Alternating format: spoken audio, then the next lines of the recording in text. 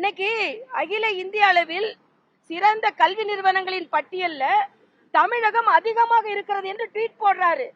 ஆனா சென்னை ஐஐடியை தவிர மற்ற எல்லா கல்வி நிறுவனங்களும் தங்களது நிலையில் இருந்து குறைந்திருக்கிறார்கள் என்று இன்னைக்கு ஆங்கில பத்திரிகை போட்டிருக்கு. ஆக மக்களை எதிலெல்லாம் ஏமாத்தணும்னு படித்தவர்களை படிப்பை வைத்து நீங்க ஏமாத்துவீங்களா? உங்க படிப்பறிவு எப்படின்னு எங்களுக்கு தெரியும். அதனால இனிமேலாவது ஸ்டாலின் தமிழக மக்களை ஏமாற்ற வேண்டாம்.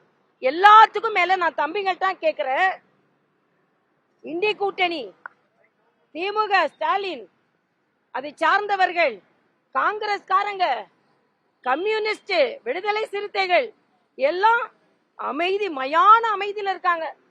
ஏன்? மக்களுக்கு நல்லதான ஜிஎஸ்டி, மக்களுக்கான அடிப்படை பொருட்கள் விலை குறைய இருக்கிறது.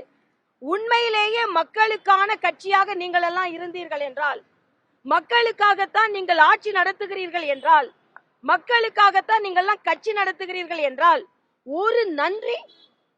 ஒரு நன்றி அறிவிப்பு பாரத பிரதமர் யாருக்காக செய்திருக்கிறார்?